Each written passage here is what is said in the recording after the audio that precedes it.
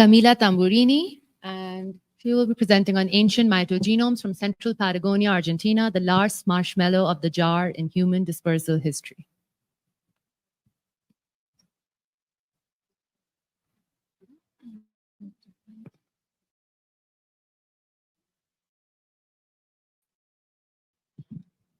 Okay, thank you all for being here today. First of all, I would like to thank the MEXPOP Gen organizers and the SMB for providing me with the opportunity to be here. And the talk I am presenting today is part of my PhD project, which aims to understand and characterize the genetic background of ancient human populations that inhabited central Patagonia during the Holocene. And this project is being conducted at the University of Buenos Aires in a binational collaboration between LIIGH-UNAM and IDEAus-CONICET. So, as you might know, Patagonia was one of the last places in being settled by humans, and this table presents the ancient DNA studies performed so far in the region. And as you can see, aside from the La Luesa Fox and the Parolin works, no other study has been performed in what we call here, define here as central Argentine Patagonia. So this became this a vacant area for studying ancient human populations. The environment condition of the area, which is mostly dry and cold, helps preserve the burials and bones. So this has enabled extensive archaeological research. And in this sense, we need to mention the archaeological and bioanthropological group. Their research has revealed that the area was inhabited by nomadic hunter-gatherer populations who settled mainly in the coastline and relying mostly for marine resources. Their research has also revealed that when these populations acquired horses, their mobility increased, and of course, the interethnic contact also increased. So, due to the absence of prior ancient DNA studies, we sampled 50 individuals from different microregions, here highlighted in different colors, and ranging from 3,000 to 200 years before present. Only one sample was dated to 6,000 years, and he represents the earliest discovery in the area so far. So the sample processing was performed at the LIIGH-UNAM under the supervision of Dr. Maria Villarcos and her team, but due to time limitation, I won't delve into the workflow. We obtained good mitochondrial DNA results from 33 samples. This chart represents the endogenous content, the depth, the sample type, and the date of each individual. Interestingly, we did not observe any correlation between these variables and the amount of endogenous. Moreover, at the time of sampling, we were unaware about the importance of preserving the petrous bone, so we sampled 3 of them, here signed by black arrows. And even if we obtain good endogenous results from these type of bones, we also achieve more favorable results using teeth as a source. So I think this is important to mention given the distinction given to the petrous bone and the criticisms others have made about this type of sampling.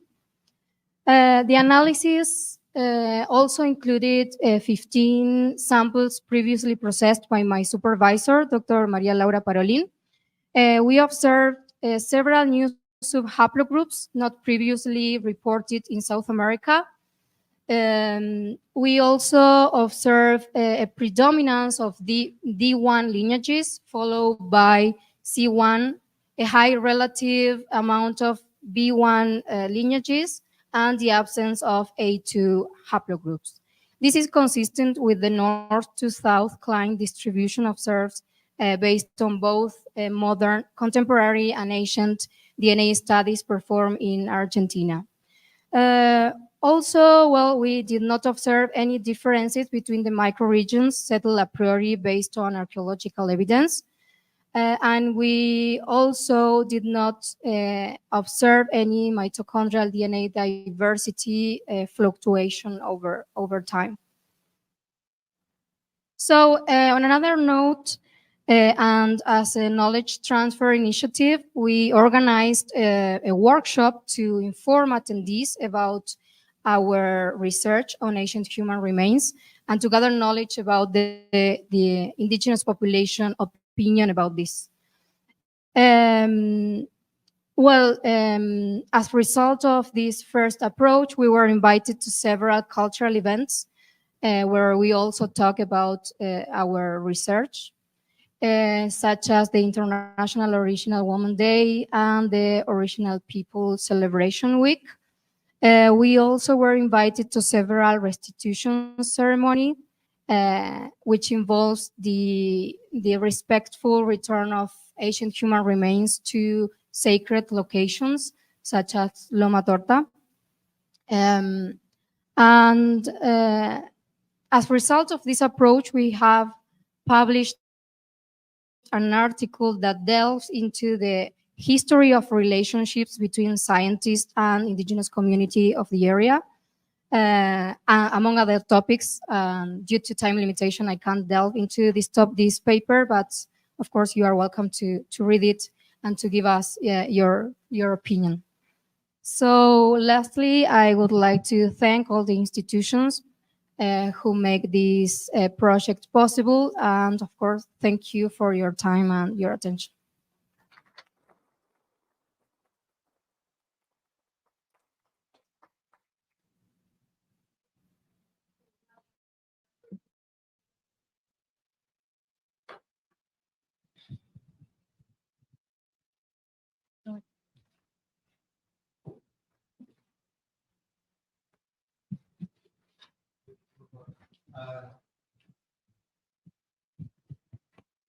Hello? Yeah.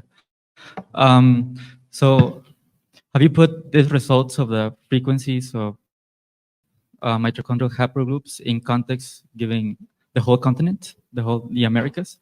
Because, well, I know a little from the Mexican situation, and it was interesting to me that in Argentina there was more samples from the C haplogroup, because it is like way south, and in Mexico, the northern part is more associated with the haplogroup.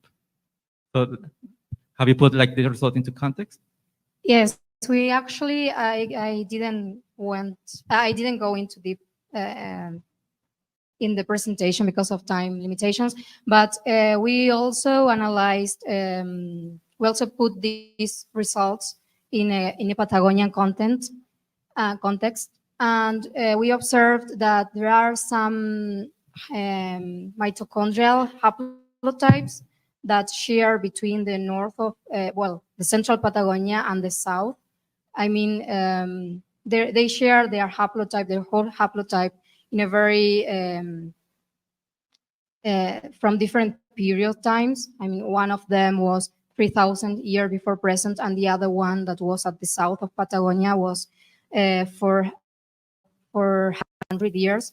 So yes, we have obtained very interesting results analyzing other results previously published from Patagonia and the center of the country, Pampas.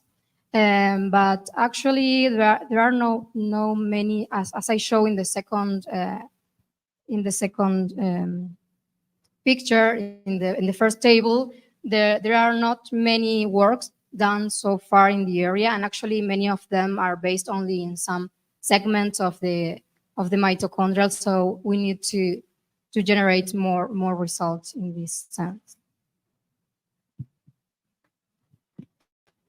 More questions?